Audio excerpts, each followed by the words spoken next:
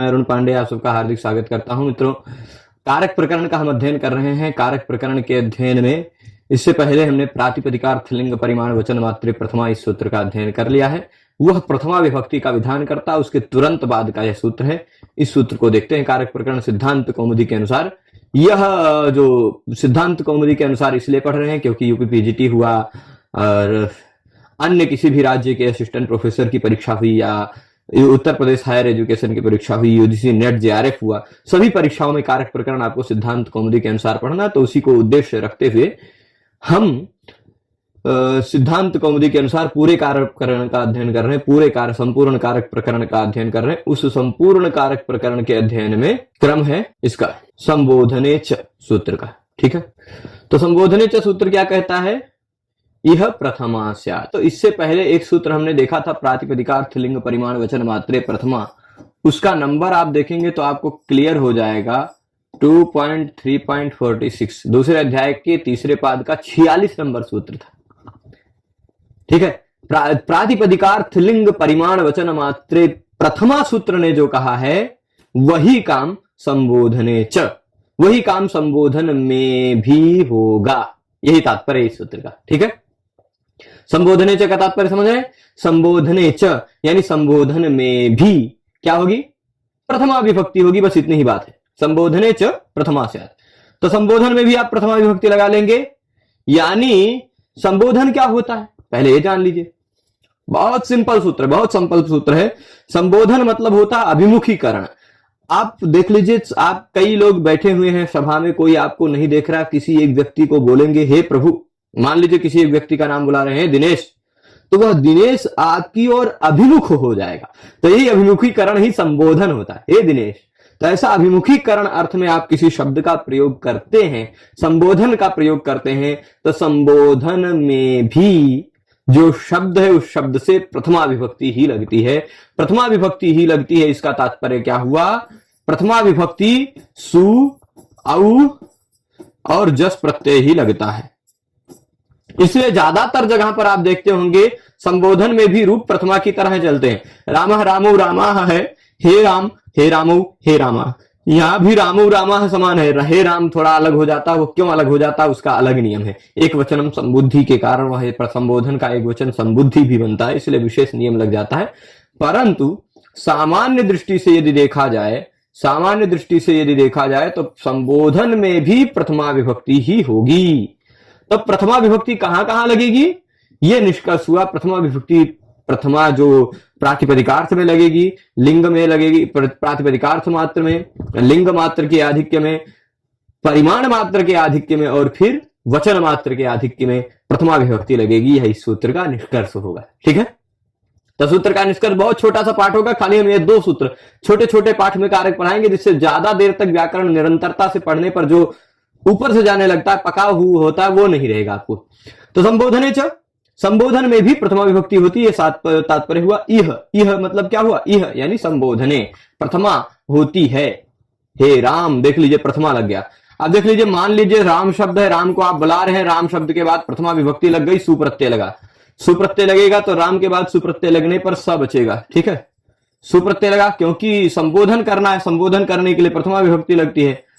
अब यह जो स है, सु में से स बचा है, यह संबुद्धि का स है, क्योंकि संबोधन का एक वचन संबुद्धि भी कहलाता है। एक वचनम संबुद्धि, एक वचनम संबुद्धि, ये नियम है। तो संबोधन का एक वचन संबुद्धि है, यानी ये भी संबुद्धि है, संबोधन का एक वचन है। और एंग ह्रस्वात् संबुद्धे नियम क्या कहता है? शब्द का अंतिम वर्ण एंग हो अथवा ह्रस्व हो, ह्रस्व, ये ह्रस्व है आ, तो शब्द का अंतिम वर्ण एंग हो अथवा ह्रस्व हो तो संबुद्धि का स लुप्त हो जाता है। ये लुप्त हो जाएगा पूरा का पूरा, बचेगा राम। वही हे कह दिया, संबोधन जनाने के लिए यहाँ हे लगा दिया अलग से, पर वैसे हे नहीं लगाएंगे तो भी आपका काम चल जाएगा, हे राम बन जाएगा। तो इस तरह से प्रथमा विभक्ति हो गई, इति प्रथमा। अब कारके को देखते हैं। कारके यह सूत्र है अधिकार सूत्र है। अधिकार, कारक में आगमन पर आप सबका हार्दिक स्वागत है। आप कारक प्रकरण का अध्ययन कर रहे हैं। इससे पहले के पहले भाग में हमने प्रातिपदिकार्थ लिंग परिमाण वचन मात्रे प्रथमा सूत्र का अध्ययन किया था। दूसरे भाग में इस सूत्र का अध्ययन कर रहे हैं। तो यहां पर आप इतना ध्यान जरूर दिए होंगे, इतना ध्यान आपने दिया होगा, प्रातिपदिकार्थ लिंग परिमाण वचन मात्रे प्रथमा हो चाहे संबोधने चाहूं, सभी जगहों पर अभी तक आप विभक्तियों का वर्णन कर रहे थे। वो प्रथमा विभक्ति है, कारक नहीं है। संबोधन में भी प्रथमा विभक्ति है, कारक नहीं है।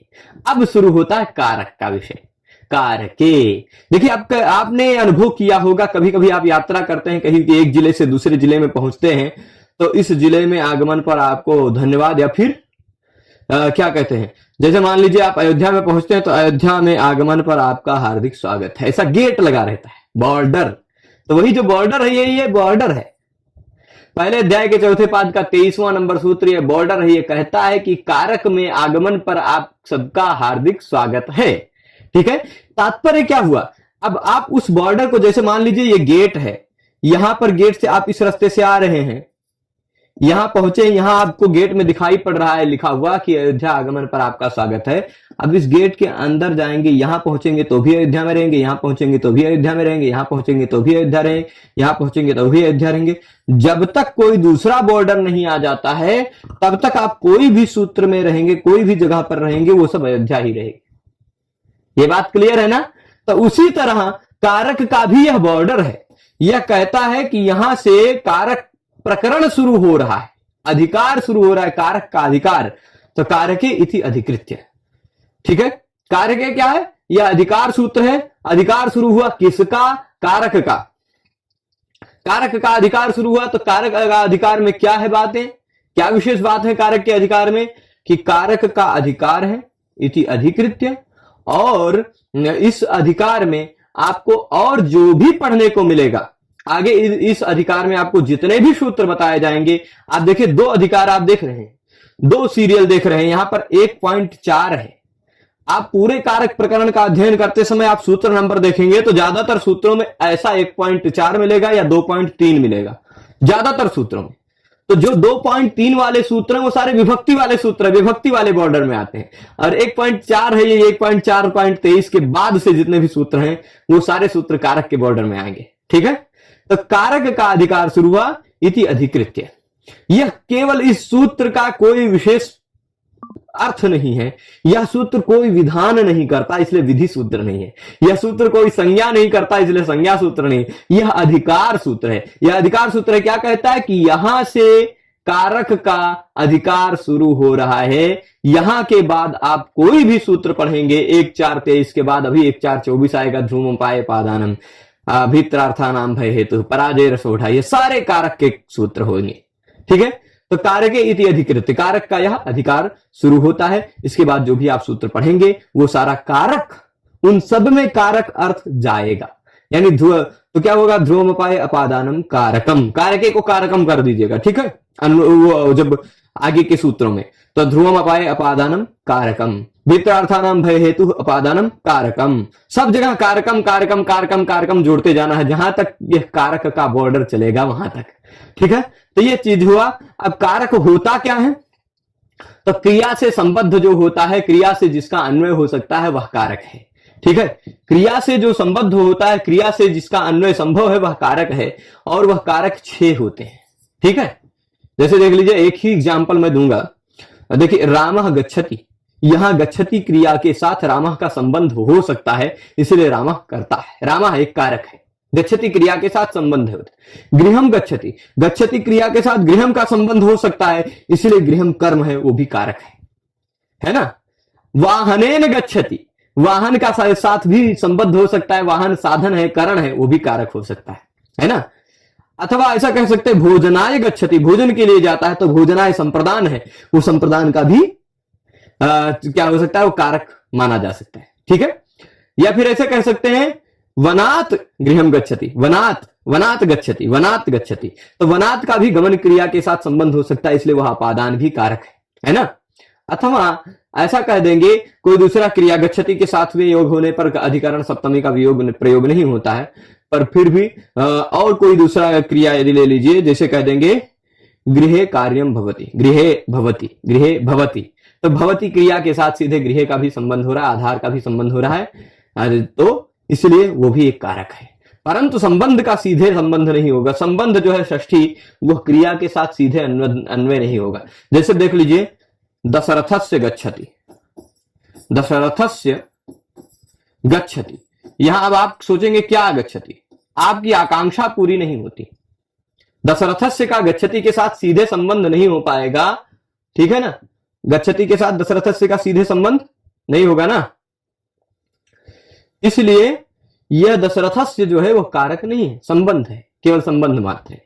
ठीक है, तो कारक कुल मिलाकर 6 होते हैं। उन 6 कारकों की कौन कौन से सूत्र से कारक संज्ञा होती है, कौन कौन से कारक होते हैं, उन कारकों में कौन सी विभक्तियां लगती हैं, ये सब हम अग्रिम पाठों में पढ़ेंगे।